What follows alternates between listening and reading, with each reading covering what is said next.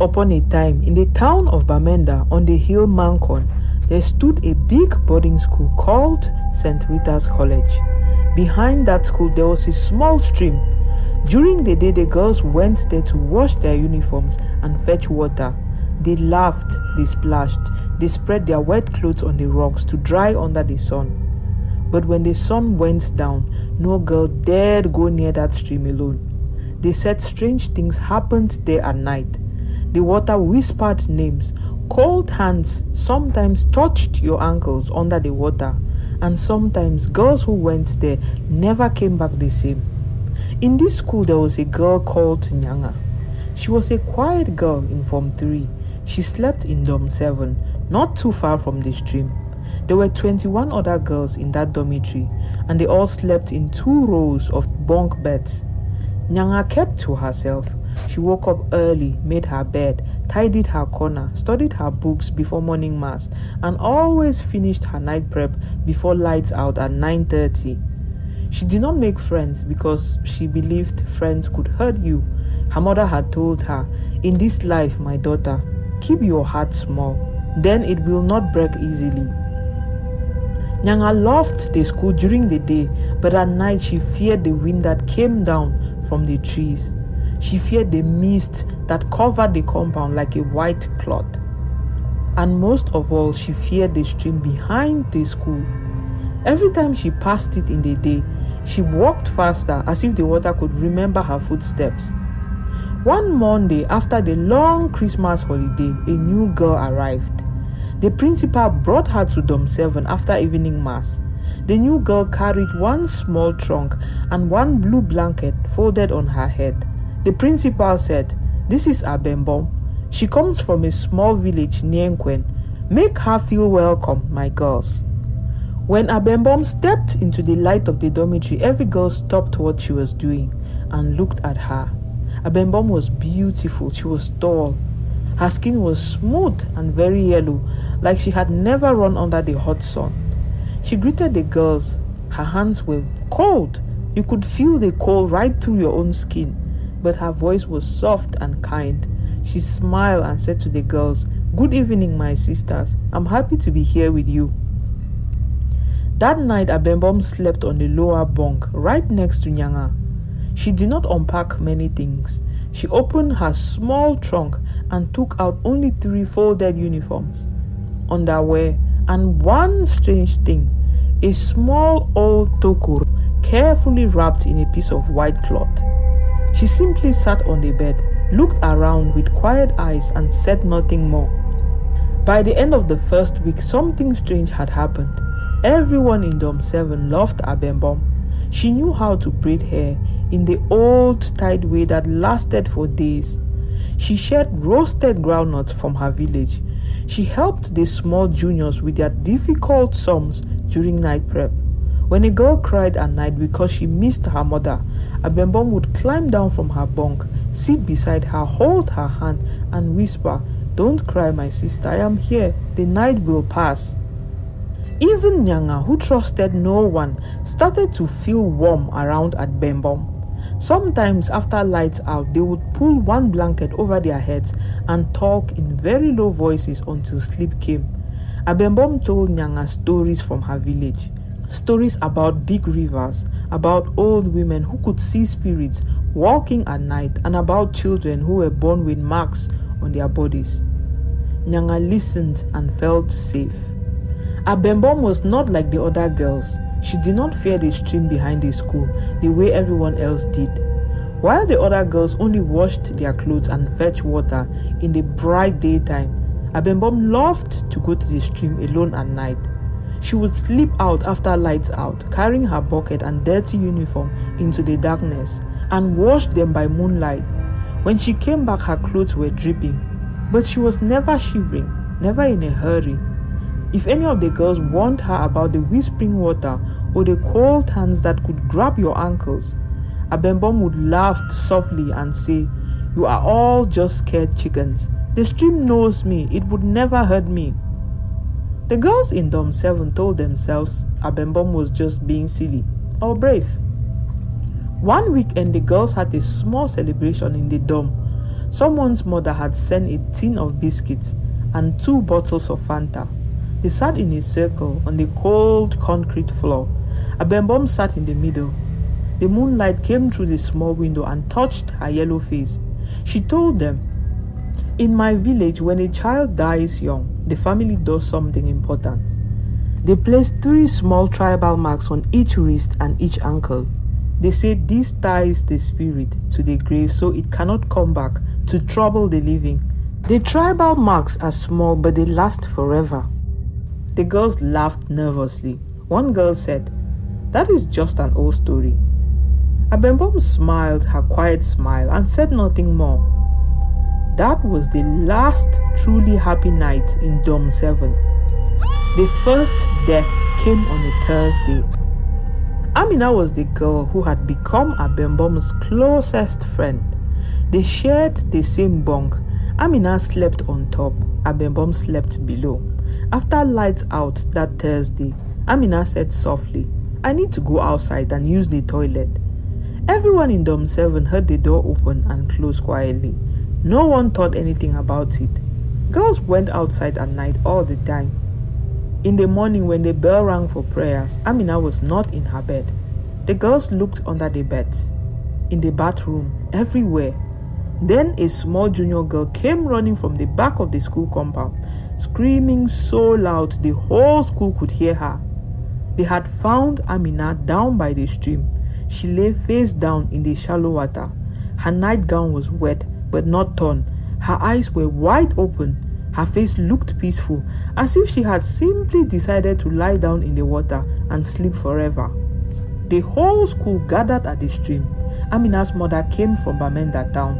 She cried until she fell. The principal said it was an accident. Maybe Amina slipped on the wet rocks. Maybe she sleepwalked. But everyone remembered that Amina was not a sleepwalker. Abembom cried the loudest. She held Amina's mother and kept saying, "My sister is gone, my sister is gone." But when Nyanga looked at Abembom's face, she saw something strange. Abembom's eyes were dry. Not one tear had fallen. That same night, Nyanga could not sleep. She lay on her bed and listened. The dome was very quiet.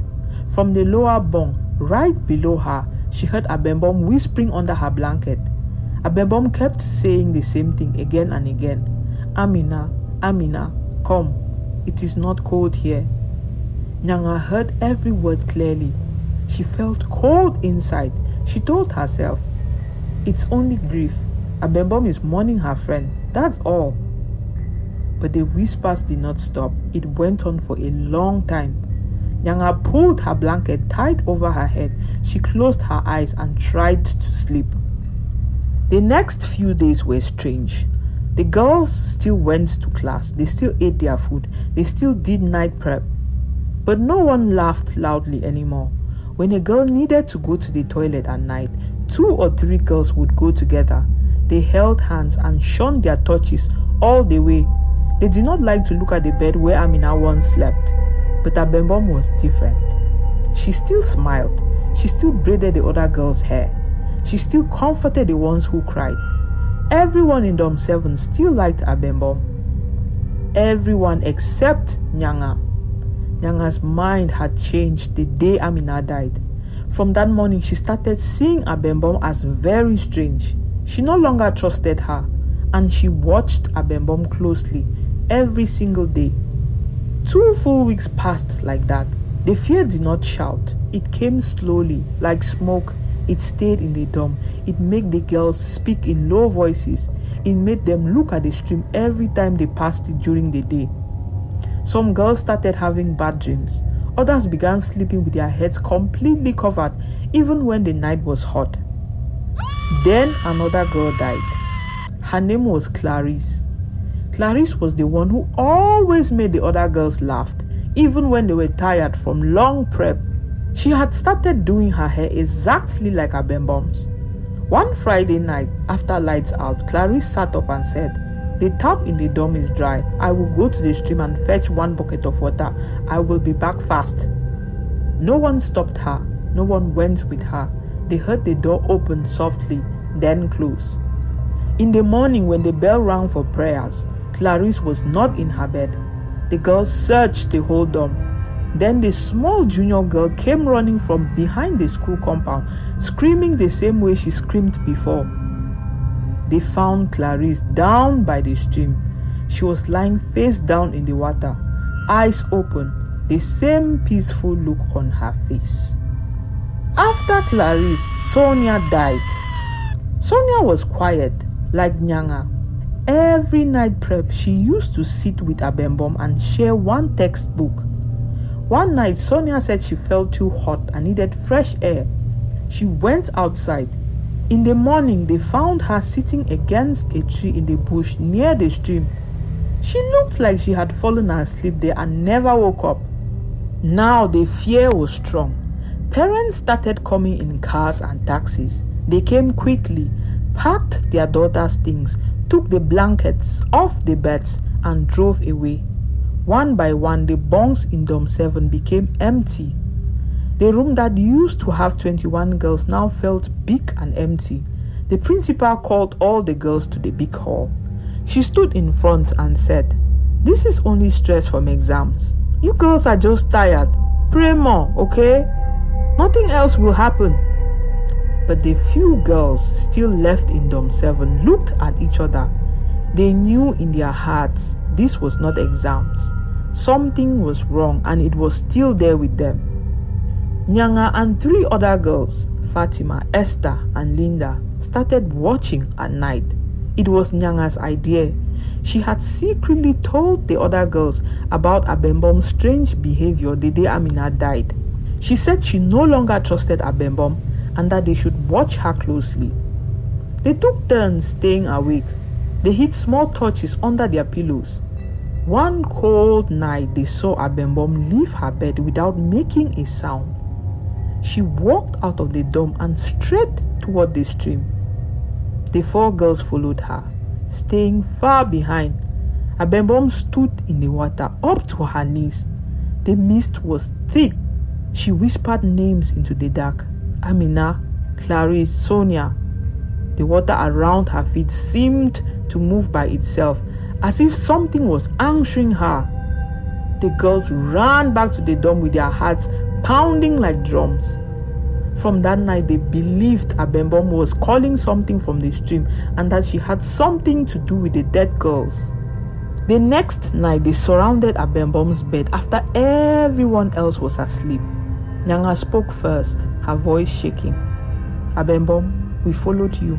We saw you at the stream. What were you doing?" Abembom did not seem surprised. She did not seem angry either. She looked at Nyanga and the other girls for a long time. Then she pulled up the sleeves of her nightdress and showed them her wrists. On both wrists were 3 small tribal marks on each wrist, made many years ago. The same marks were on her ankles. Abembom spoke quietly after showing them. "I have come back to this world 7 times already. Same mother, same father in my village, Nienkwen. Every time I die young, they cry for many days. They draw the marks with red camel wood. They rub white clay on the marks. They beg the ancestors to keep me in the grave, but I always return. This time when I came back, I was lonely. It's very cold here. No one holds your hand. So I started taking my new sisters with me. Amina, Clarice, Sonia. It's warmer when someone holds your hand in the dark place." The 4 girls stood frozen. Abembom's eyes looked very old all of a sudden. She begged them, "Please don't tell anyone. I don't want to be alone again." There was something about the way Abembom spoke that sent chills down the girls' spines. They just knew that if they did not agree with her, they would be next. And so they promised, but inside their hearts, fear had become terror. The next morning, Fatima was gone. They found her in the stream like all the others. Now only 3 girls knew the secret: Nyanga, Esther, and Linda. They understood that Abembom was removing the ones who knew too much. The girls went to the matron that same afternoon. The matron was a tall woman who had worked at the school for 20 years. She had seen many strange girls come to St. Rita's College. and she had dealt with worse things in the past. Strange happenings, strange children, things the other teachers never knew about. So she was not shocked when Nyanga and her friends came to her office and told her about Abembom. She listened to the girls calmly, without fear on her face. When they finished talking, she said something that shocked all of them. "I know this kind of child," she said, referring to Abembom. "My older sister had one like this many years ago. We must do the binding tonight. We will shave every girl's head in Dom 7. We will rub white clay on everybody. We will draw the marks with camwood. We will chant the words to tie the spirit to the grave. But we must do it in secret. Abembom must not know. I will bring an old woman from Kwen who still knows the full rite." That night, at exactly midnight, they gathered in Dom 7. Only 9 girls were left. The old woman arrived, wrapped in a thick black cloth. Her hair was grey. Her eyes seemed to see things no one else could see. They brought a scissors and shaved every girl's head until all of them looked like small boys. They mixed white clay with water and rubbed it all over their bodies until they shone like ghosts in the moonlight. They drew red camwood marks on their foreheads, chests, and arms. The old woman began to chant low, slow words in the language that no one understood. Abembom was still sleeping on her bed when it began, but when the woman started to chant, she woke up. She opened her eyes and started to scream. A loud, terrible scream that filled the whole dome. That was when the shadows came.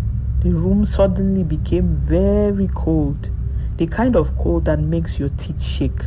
Then slowly, small pale children began to crawl out from under the beds, one after another. The girls screamed. Some jumped back. Others could not move. They just stood there, shaking, eyes wide open. The children from under the beds laughed softly, like little girls playing a game. They pulled at the blankets on the bed.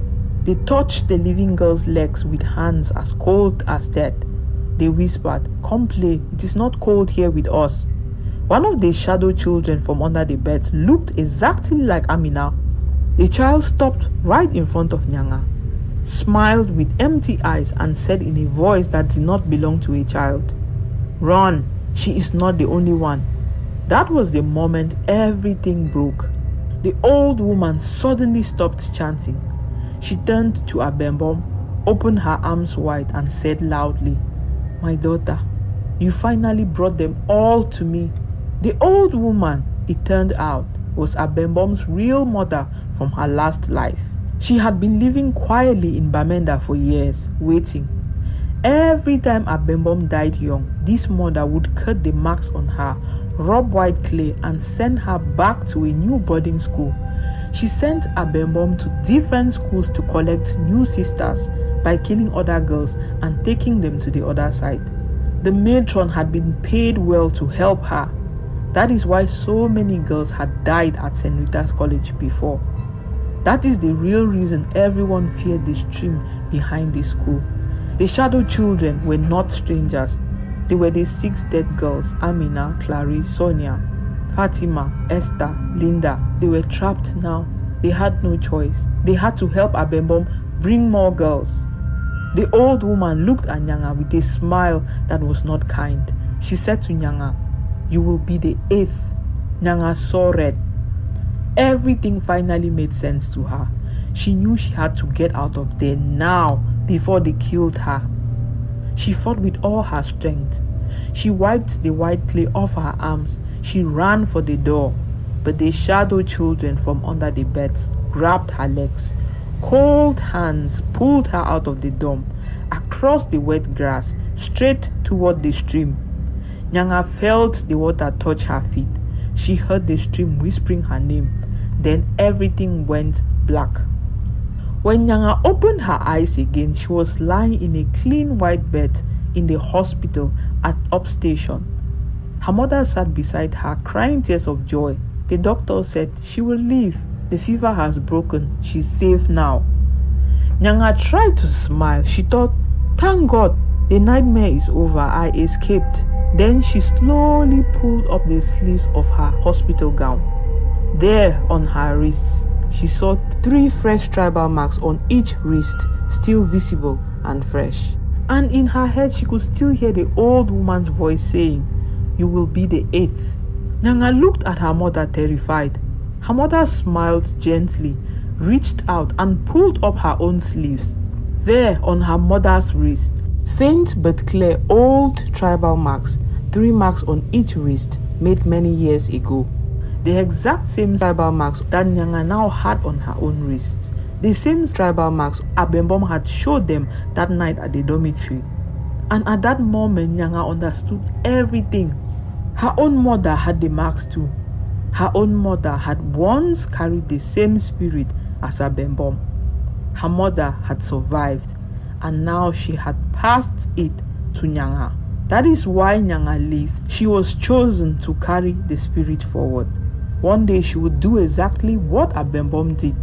Go to another school, make new friends, and start taking them with her. The cycle never ends. It only changes bodies. And that, my friends, is the story of the stream behind the school on Mancon Hill and the girl who came back 7 times. The stream is still there. The mist still comes down at night. And somewhere in Bamenda tonight, another mother is probably looking at her daughter's wrist, waiting.